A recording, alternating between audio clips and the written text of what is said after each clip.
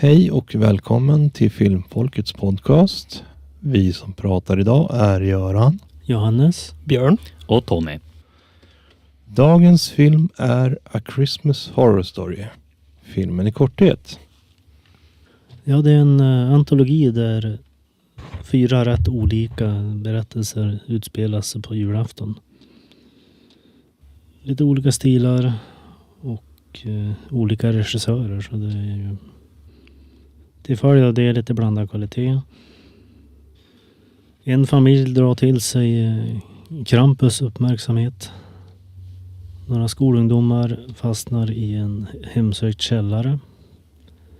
En annan familj som stjäl en julgran från en plantage och får med sig en bortbyting. Samtidigt som tomten försöker överleva zombie-nissar. Lite blandad kompott som sagt. Ja, det är ju en skön blandning tillsammans med att William Shatner sitter i en radiostudio och blir allt fullare och fullare. Men av alla de här historierna så tycker jag ju att den här Ghost Hunter-delen i den här antologin var minst intressant. Alltså de andra 3 var mer underhållande. Det skulle jag säga också. Den stack ut på ett sätt som jag inte tyckte om. De andra 3 historierna tycker jag ändå. Det är samma film på ett sätt. De är annorlunda, men de hör bättre ihop än just den här 4:e delen av filmen. Det håller jag också med om. Dels det här med att det är liksom en skön blandning med den här perfekta vita familjen som egentligen inte var så perfekt. Att mer eller mindre gick under och pappan där som typ hade mer eller mindre liksom hans jobb var väl på väg att ta slut och han mer eller mindre skulle liksom hamna i fängelse. Ja, det är en grej där att när de inser att vad det är för någonting som håller på att förfölja dem, att de tror ju att om de erkänner sina synder liksom att det ska bli bättre. Visar det sig att liksom ingen i familjen är ju värdig, man säger så. De har väldiga problem allihop. Till och med mormor där som bara vill skydda sitt eget skinn, och hon var ju inte så mycket perfekt än vad resterande av släkten var. Sen också liksom att de här olika historierna liksom blandas ihop med varandra.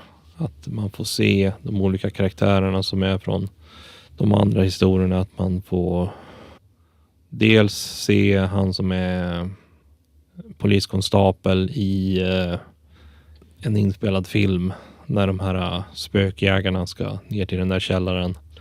Och så sen att man fick se honom när de är på den här köpcentret för att handla julklappar. Så att det är frågan är om det är ihopblandat med William Shatners drickeri genom filmen, eller att det... Ja, det kan ju vara en teori, eller i varje fall en spekulation. Hur mycket just hans drickande har betydelse för filmens gång. En sak som jag tänkte på där var att de här berättelserna, de har ju väldigt olika stilar. Och då är det liksom att det är en är ju liksom en spökfilm. Sen har vi en monsterfilm, det här med Krampus då. Sen den här med bortbytingen, det påminner ju mest om en sån här besatthetsfilm. Bara det att barnet är ju förbytta. Men det har liksom samma teman med liksom man beter sig annorlunda och liksom sådär. Jag kan tycka att barnskådisen gjorde det bra. Jag har sett han i någonting annat också, men jag kan inte riktigt placera han. Men jag känner igen hans ansikte från någonting. Det kan man nog googla fram. Filmen är från 2015, så han har väl varit med i annat sedan dess. Jag störde mig lite grann på just den historien med bortbytlingen liksom. För eftersom att han var konstapeln i fallet som de här spökjägarna på att leta efter. Så, och man får se i videon där att han börjar nynna på någon musik. Då tänkte jag liksom, om då kommer ju det här bli typ någon så här Amityville-historia. Liksom. Ja, men han kommer bli typ helt galen och ta ihjäl sin familj eller någonting. Någonting, ja. Men han var ju nästan till helt OK i sin sektion, tycker jag. Liksom, han visar inte jättemycket spår utav att behöva hoppa av sitt yrke typ. Ja, från det man såg där i början av filmen så var det inte riktigt som du säger.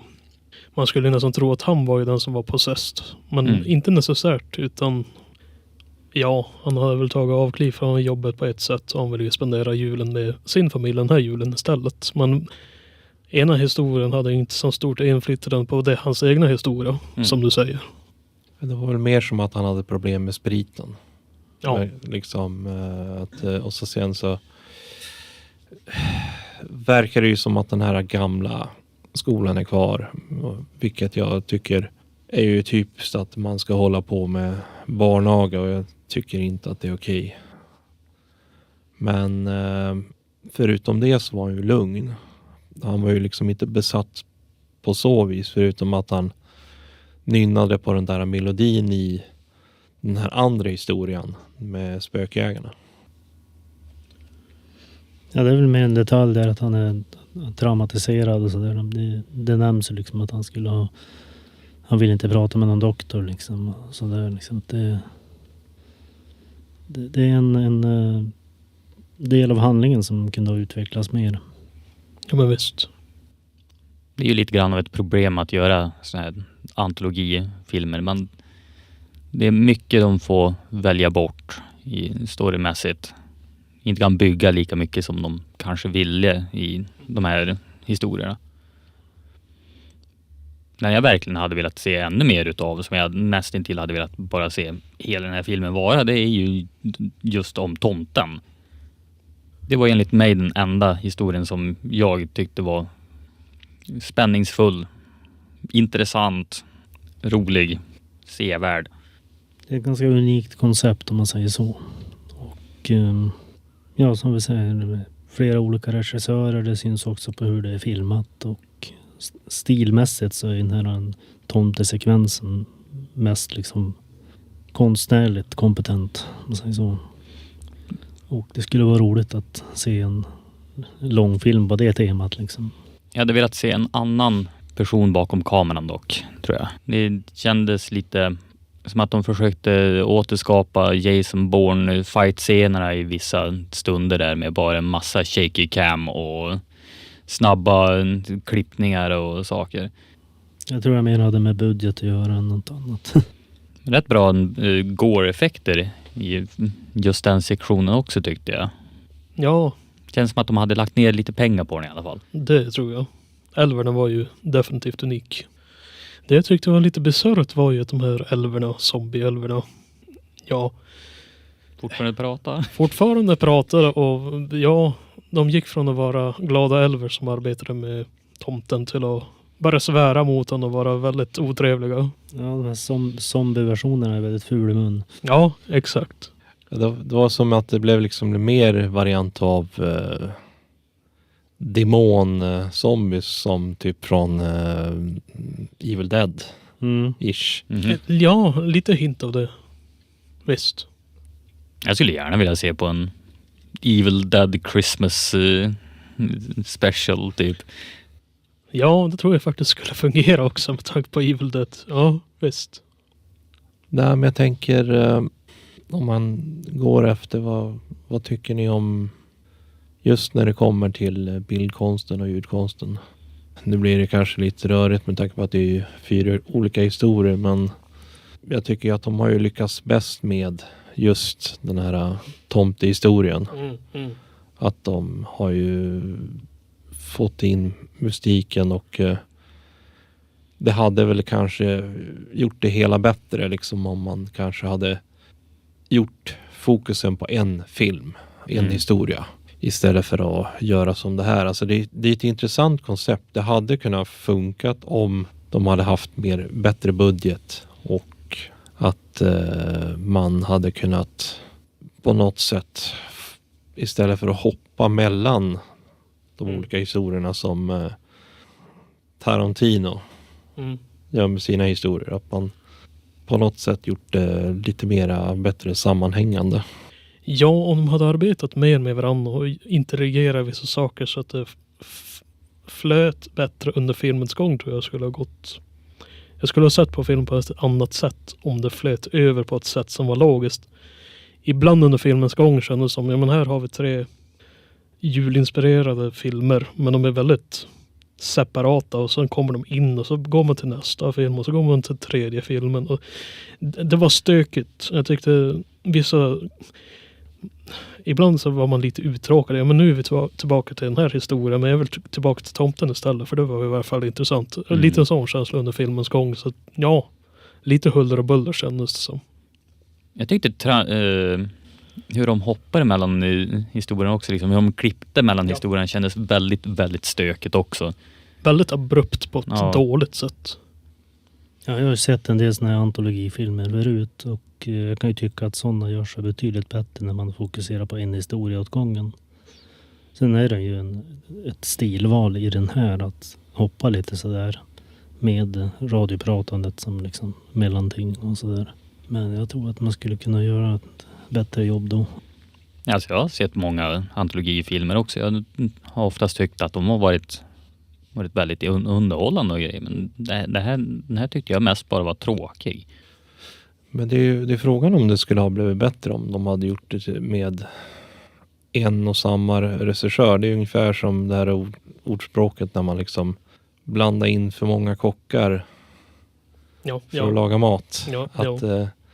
Att det blir ju liksom som en enda soppa. Och det känns ju som att just den här filmen känns som en väldigt konstig soppa som de ska blanda ihop för att få till en film. Ja, men visst.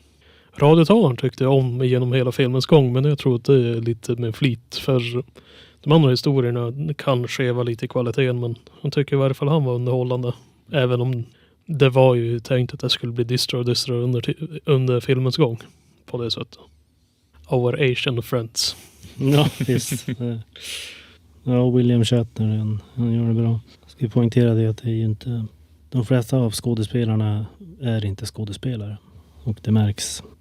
Men som sagt, alltså pappan i den här familjen med bortbytingen, han kände jag igen.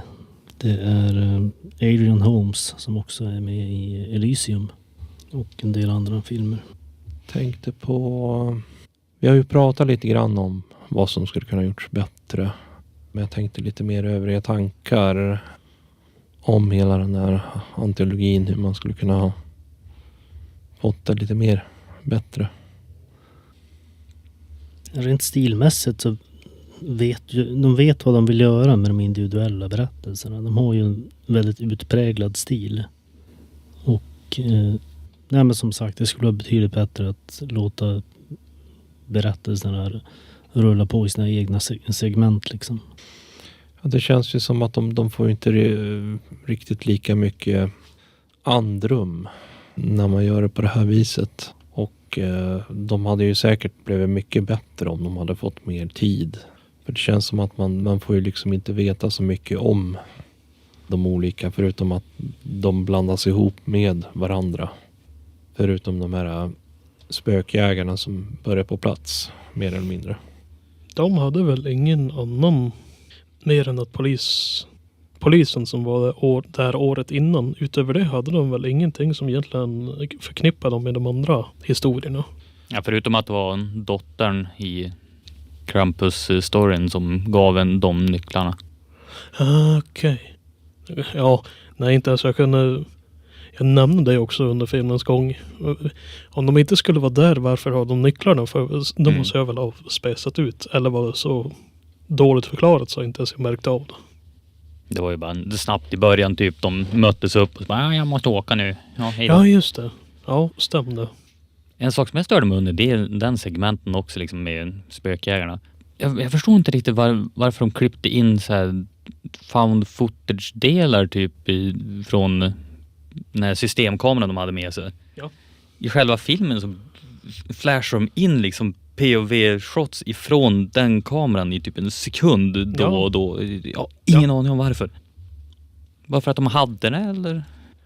Och sen var det ju kanske en lite artistisk sak, men med tanke på att, som du säger, de kuttar ju in lite med footage från deras egna systemkamera. Vilket var betydligt mycket sämre kvalitet och den var mer skakig. Och det var ju en del av det. Men jag fick också i tanken, ja men då senare, om den här kameran väl upphittas, så är det ju lost footage, found footage som finns kvar. Men utöver det så, ja, användes i den scenen och sen var den inte relevant längre. Så det tyckte jag också var lite skumt. Jag försöker komma ihåg vad än som hände med den kameran. Det kändes ju som att, ja, de hade med sig den och sen hade de ju audio equipment som de la på golvet när de väl var där. Fast de inte kunde dra sig någonstans. Så hade de ju samlat sig i det rummet där de hade stearinljus och rekvisita från annat. Men man såg ingenting mer av kameran, så den såg vi ingenting av. Vi såg kanske lite grann av ljudequipment, men inte ens det var riktigt relevant längre. Så jag vet inte. En sak jag tänkte på var att inledningen på filmen så har man den här datanimerade där sekvensen med snöflingor. Att det liksom övergången där med hur de fallande snöflingorna av metall som ser så vassa ut. Det är en väldigt speciell inledning som sätter tonen, om man säger så. Väldigt stiligt gjort. Ja, men visst. Ja, men det är också den här grejen att det känns ju liksom lite annorlunda när det kommer liksom, om man jämför här i dels Sverige där vi mer eller mindre har allemansrätten, och visst, det finns ju delar av vissa ytor som är privat mark, men man ser skillnad liksom att vi kan liksom röra oss lite mer fritt. Och så sen så blir det ju liksom lite fel med tanke på att han är ju polis. Han borde ju veta vilka regler som gäller, och han borde ju känna till att så här gör man inte. Och så sen så bryter han reglerna ändå bara för att få den perfekta granen till hemmet. Jo, hans fru nämner ju också, vilket bra föredöme för en polis. Jag ska också säga att en av regissörerna, Stephen Hoban, är också ansvarig för att producera kultvarulvsfilmen Ginger Snaps. Också science fiction-filmen Splice. Båda intressanta filmer som jag tycker vi borde se någon gång. Ja, men visst, kanske det. Då har jag tänkt liksom att Splice med sina teman skulle funka om vi skulle se Kenneth Branaghs Frankenstein först. Mhm. Vi ser, har ni några fler övriga tankar eller? Ja, jag tycker jag har gått igenom mina anteckningar. Jag vill bara kolla Ja, när du nämnde Ginger Snaps där så kom jag att tänka på det när jag höll på att kolla igenom IMDb-sidan för A Christmas Story. Då står ni här också att den här fiktiva staden som filmen handlar om heter Bailey Downs, som är också samma stad från just Ginger Snaps. Står ni i alla fall på trivia. Jag vet inte om det är sant eller inte. Jag har inte sett Ginger Snaps än. Nu kanske William Shatner hade lite rätt om det när han säger att is this town cursed? Ja. Ja, det blir ju som sagt, det här är ju sista avsnittet för i år. Så att vi har liksom lite spekulationer om eventuella idéer till nästa år. Vi har ju pratat lite löst om bland annat Gremlins 2. Och så sen så vet jag inte om ni har några fler idéer. Ja, det var den här klappjakten. Jingle All Around med Arnold Schwarzenegger. Yes. Jag kommer ju att skriva in datumet som vi börjar dra igång igen. Så att nästa avsnitt lär ju komma ut den 15 januari. Till dess, som jag sa i förra avsnittet, så har vi som sagt en spellista med gamla avsnitt. Om det är ingen av dem som ni redan har sett så kan ni ju kolla på dem så länge om ni vill. Men annars så får jag önska er allihopa en god jul, och så får jag önska er hej och adjö för den här gången. Ja, tack för oss. Gott nytt år!